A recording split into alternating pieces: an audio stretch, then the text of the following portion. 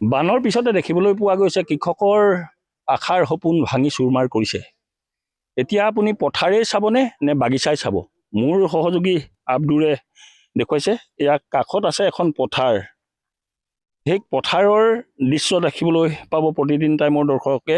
এয়া আব্দুৰে দেখুৱাইছে ইয়াৰ পৰিৱেশ সম্পূৰ্ণৰূপে বোকা আৰু বালিৰে পুতি পেলালে। এই যিসমূহ কৃষকে কৰা খেতিৰ পথাৰ সম্পূৰ্ণৰূপে এতিয়া পুতি পেলালে, যাৰ ফলত এতিয়া তেওঁলোকে মূৰে কপালে হাত দিবলগীয়া হৈছে। অন্যহাতে কাষতেই দেখিবলৈ পাব এখন চাহ বাগিচা। সেই চাহ বাগিচাও এতিয়া যেন সম্পূৰ্ণ বোকাৰ তলত।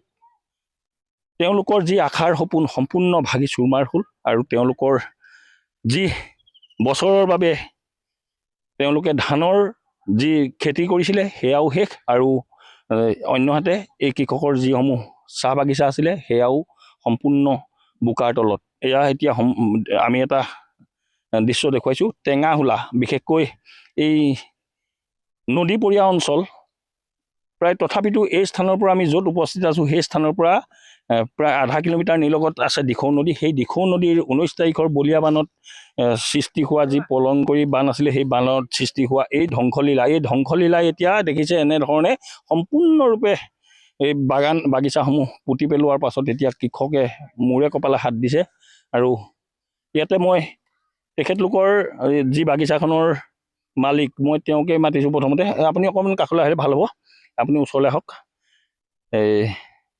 আপুনি ইয়াতে এইটো আপুনি চাহ বাগিচা কৰিছিলে, ধানৰ খেতি কৰিছিলে, সকলো এতিয়া ধ্বংস হৈছে। কিমান আছিলে আপোনাৰ ধান? ধান প্ৰায় ইয়াত 7 বিঘামান আছিলে, আৰু চাহ খেতি 3 বিঘা 3.5 বিঘামান হ'ব। এইখিনি বচাৰ আশা আছে জানো? এইখিনি নাই, এইখিনি বচাটো আশা একেবাৰে নাই এতিয়া। আৰু কিমান দিনৰ পৰা আপুনি এই ব্যৱসায়ত নামিছিলে? এইটো 2 বছৰ হৈছে এইটো গছটো ৰোৱা। এইটো মানে আমাৰ দাদাই যোৱা 6-7 বছৰ ধৰি বহি ৰাজ্যত থাকি তাৰ পৰা কাম কৰি যি মানে পুঁজি সংগ্ৰহ কৰিছিলে, সেই পুঁজিসমূহে হেৰি কৰি চাহ খেতি কৰা হৈছিলে। এতিয়াতো আৰু একো উপায় নাই, চবটো হেৰি হৈ গ'ল, ধ্বংস হৈ গ'ল, বানে চব পুতি পেলালে। চৰকাৰৰ পৰা কিবা আশ্বাস পাইছে নেকি? চৰকাৰৰ পৰাতো এতিয়া বৰ্তমানলৈকে আশ্বাস পোৱা নাই।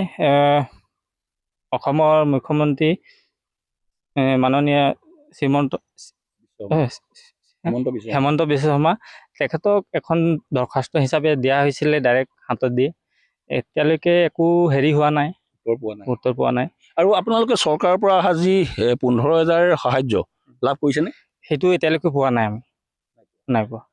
হয়, দেখিছে এইজন কৃষকৰ দুৰ্দশা, আৰু এনেধৰণেই তেওঁলোকৰ যি আশাৰ সপোন সম্পূৰ্ণৰূপে ভাঙি চুৰমাৰ হৈছে। আৰু তেওঁলোকে যি বছৰৰ ভাতকেইটা গোটাই সেয়াও শেষ। এতিয়া নাজল নাথল অৱস্থা সকলোৰে। কিন্তু দেখিছে মোৰ সহযোগী আব্দুল ৰহিমে ইয়াৰ পৰিৱেশ দেখুৱাইছে। এইসমূহ চাহগছ সম্পূৰ্ণৰূপে ভাঙি গৈছে, এতিয়া শুকাই গৈছে। এতিয়া এই সম্পূৰ্ণৰূপে বালিয়ে পুতি পেলাইছে। তাৰ পাছতেই এইসকল ৰাইজৰ এতিয়া বিলৈ বিপত্তি নোহোৱা হৈছে। অন্যহাতে ইয়াতে এজন স্থানীয় এজন ব্যক্তি আছে, মই তেখেতৰ পৰা জানিবলৈ চেষ্টা কৰিম। অকণমান আপুনি কাষলৈ আহিলে ভাল হ'ব। কি ক'ব আপোনালোকৰ ইয়াতেতো আজি এতিয়া যিটো পলংকৰি বানেতো আপোনালোকৰ সকলোৰে সকলো সম্পদ তছনছ কৰিলে, চাহ বাগিচা কি আপোনাৰ ধান খেতি সকলো ধ্বংস। কি ক'ব? কি ক'ম মানে আমাৰ অতিকৈ দুখৰ বিষয়। 19 তাৰিখে যিটো পলংকৰি বান, আমি ভবা নাছিলোঁ। আমাৰ গোটেই জীৱন, মইতো আজি মানে 50ৰ ওপৰ উৰ্ধৰ, আমাৰ মা দেউতাই নেদেখিলে। এইখনে কাষতে দিখৌ, আমাৰ পানী হয়, আমাৰ এইখন মোৰ মাটি, সেইটো তাত অকণমান মানে আহে আৰু ইফালে। তাৰপৰা দিখৌ ৰাতি নাবাঢ়ে বুলি আমি জানো, কিন্তু এতিয়া লাহে লাহে দেখিছোঁ আমাৰ মানে মূৰৰ ওপৰলৈকে পানী গ'ল। এইজনে আমাৰ মানে ৰঞ্জিত তাঁতী, তেখেতে বহুত কষ্টৰে এইটো বাগান মানে ৰুইছিলে।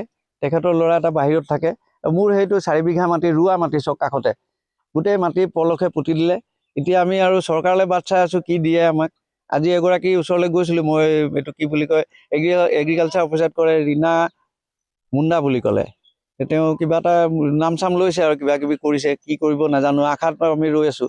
মোৰ ঘৰ সম্পূৰ্ণ এতিয়া মানে পলসত হেৰিত পুত খাই আছে। মাননীয় হিমন্ত বিশ্ব শৰ্মা ছাৰ আহিছিলে সেইদিনাখন, মুখ্যমন্ত্ৰীয়ে তেওঁৰ গোটেই বস্তুবোৰ চাই মেলি গৈছে।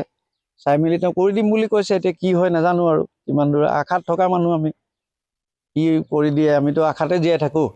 কিন্তু যিখিনি মানে অপূৰণীয় ক্ষতি, গোটেই জীৱন ভৰা আমাৰ 3 পুৰুষৰ গোটেই হেৰিটো খতম হৈ গ'ল। তাৰ আকৌ যে আমি ঠন ধৰি উঠিম, মানে আশা কম আছে তাৰমানে এইটো কেনেকৈ কি মানে ক্ষতিটো পূৰণ হ'ব আমাৰ ল'ৰা ছোৱালীক আমি কেনেকৈ মানে হেৰি কৰিম এইটো আমাৰ মানে এতিয়া কি ক'ম আৰু ক'বলৈ ভাষা নাইকিয়া হৈছে আপোনালোকক একচুৱেলি আৰু এই মানুহৰ যিখিনি দুৰ্দশা আপোনালোকে দেখিছে এইখিনিতো আৰু কি বুলি বুজাম মানে আপুনি নিজে এইটো ভুক্তভোগী চবেই আমি দেখিছোৱে হয় নিশ্চয়কৈ ধন্যবাদ জ্ঞাপন কৰিছোঁ